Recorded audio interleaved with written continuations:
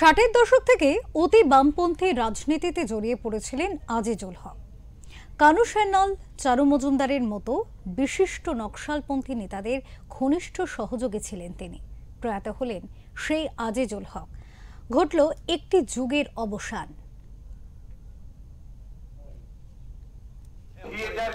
এরকম অনেক মানুষ এসেছেন, তারা যদি আমার এখানে একটু চলে আসেন, আমরা সবাই মিলে একসঙ্গে শ্রদ্ধা জানাবো আমাদের সেই চিরকালীন গান ইন্টারন্যাশনালের মাধ্যমে।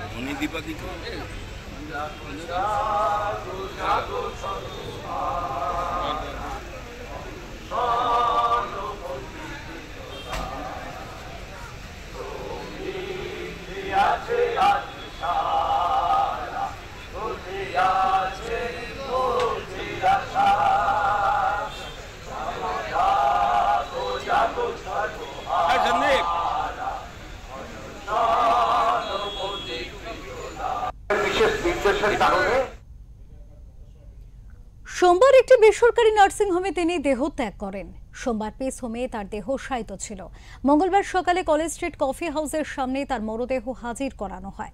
সেখানে বামপন্থী বিভিন্ন লোকজন সহ কংগ্রেসের পক্ষ থেকে শোক জ্ঞাপন করা হয়। এরপর মিছিল সহকারে সূর্য সেন স্ট্রিট হয়ে মেডিকেল কলেজে নিয়ে যাওয়া হয় মরণোত্তর দেহ দান করে রাখার কারণে।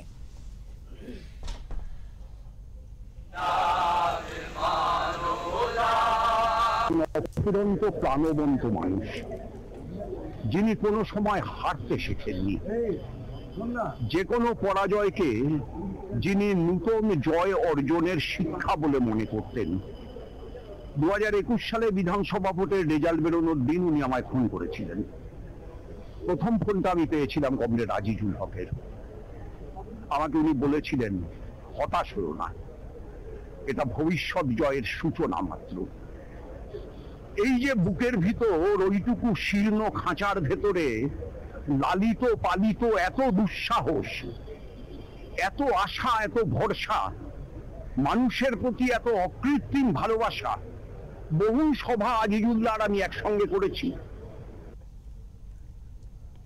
82 বছর বয়সে দেহ রাখলেন দীর্ঘদিন কমিউনিস্ট আন্দোলনের সাথে যুক্ত এই ব্যক্তিত্ব। চারু মজুমদারের মৃত্যুর পরে 1978 সালে নিশীথ ভট্টাচার্যের সঙ্গে সিপিআইএমএল দ্বিতীয় কেন্দ্রীয় কমিটির নেতৃত্ব গ্রহণ করেন তিনি। আজিজুল হকের জীবনের একটা বড় সময় কেটেছে কারাগারে। 1970 সালে নকশাল ষড়যন্ত্র মামলায় প্রথমবার কারাবন্দী হতে হয়েছিল তাকে। 1977 সালে বামফ্রন্ট সরকার সকল রাজনৈতিক বন্দীকে মুক্তি দিয়েছিল। আজিজুলও মুক্তি পেয়েছিলেন, কিন্তু 1982 সালে ফের গ্রেপ্তার হন তিনি। 1986 সালে কারাবন্দী অবস্থায় তার উপর অত্যাচারের রিপোর্ট বেরিয়েছিল তৎকালীন সংবাদপত্রগুলিতে। এরপরে বাম সরকারের দুই মন্ত্রী দেবব্রত বন্দ্যোপাধ্যায় এবং যতীন চক্রবর্তী তার সঙ্গে জেলে দেখা করেছিলেন।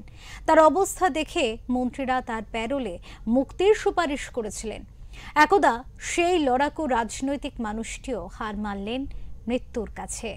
মৃত্যুকালে রেখে গেলেন শোকার্ত স্ত্রী ও কন্যাকে।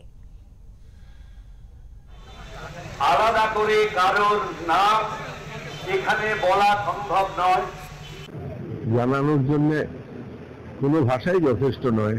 আমার যা ওনার সাথে যা ব্যক্তিগতভাবে যতটুকু ওনার কাছ থেকে পেয়েছি, সেটা অমূল্য সম্পদ। যে কোনো সময় যে কোনো পরিস্থিতিতে উনি ওনার যে আদর্শের রাজনীতিতে উনি নিজেকে উৎসর্গ করেছিলেন, তার সম্পর্কে যে ব্যাখ্যা দিতেন, হ্যাঁ, সেই ব্যাখ্যা সারা জীবন যতদিন অনেক বড় মাপের মানে চিন্তাবিদ বলুন, মার্ক্সবাদী বলুন, যা বলবেন ওনার জন্য কোনো ভাষাটাই যথেষ্ট না।